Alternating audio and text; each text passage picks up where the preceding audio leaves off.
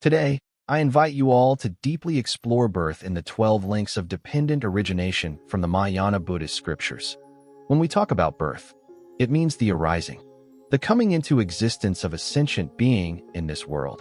But we must understand that this is not only the physical birth of a body, but also the arising of a chain of karma, a continuing process of suffering, an endless cycle within samsara.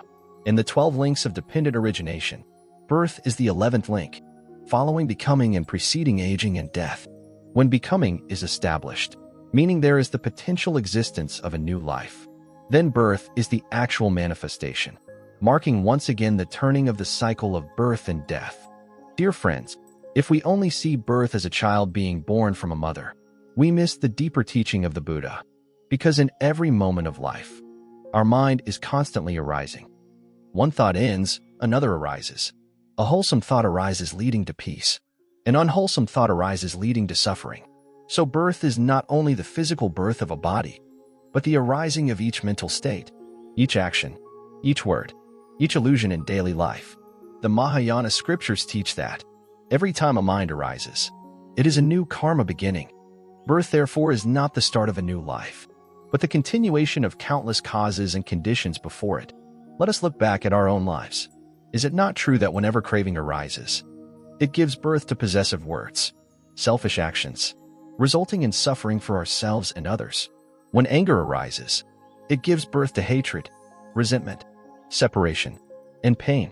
But when compassion arises, it gives birth to caring actions, gentle words, and results in harmony and joy. Thus, lay Buddhists need to realize that birth in the 12 links of dependent origination is not just about rebirth after death, but rebirth every moment in present life. It is each action, each mental formation arising from the roots of ignorance and craving.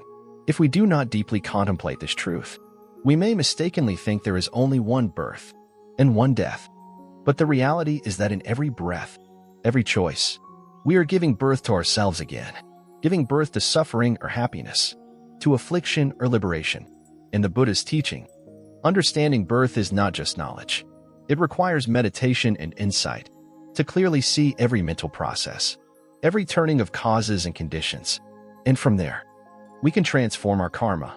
Lay practitioners living in the world, with families, jobs, many worries, especially need to recognize this birth with mindfulness, because in daily activities, the mind's arising is most clearly seen. When caring for children, when interacting with spouses, at work, in conflicts, every moment is a new birth happening. We need to learn to return to ourselves, silently observing the mind, to see clearly what is arising. Is it craving or anger, forgiveness or stubbornness, wholesome or unwholesome? And when we see it, we can change. From this mindfulness, lay Buddhists can gradually transform their lives, not only to live more kindly, but also to break the cycle of samsara within their own minds. In the Mahaparinirvana Sutra, the Buddha said, birth and death are illusions, like dreams, like bubbles, like a drop of dew, like a flash of lightning.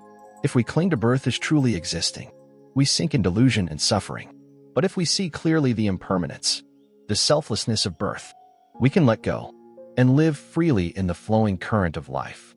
Dear friends, seeing birth in this way is not to escape life, but to live in life without being dragged by it, to live without confusion, without being pulled by the arising of illusions and deep karmic forces.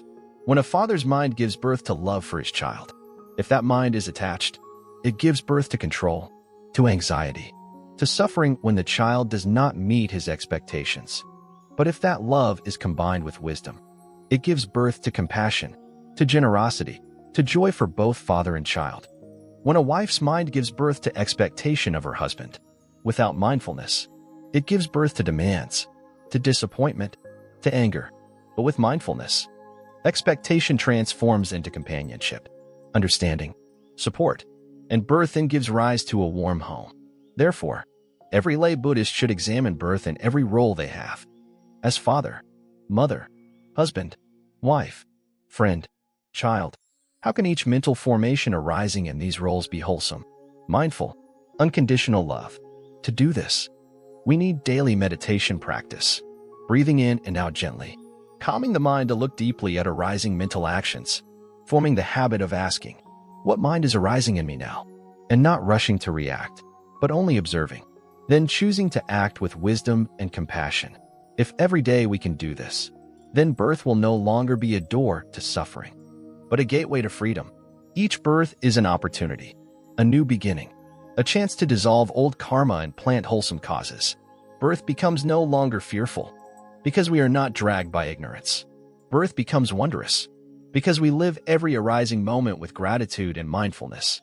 Dear friends, throughout these past 3.5 hours, we have deeply explored birth and the 12 links of dependent origination, not to understand theory alone, but to see clearly how to live wisely in the world.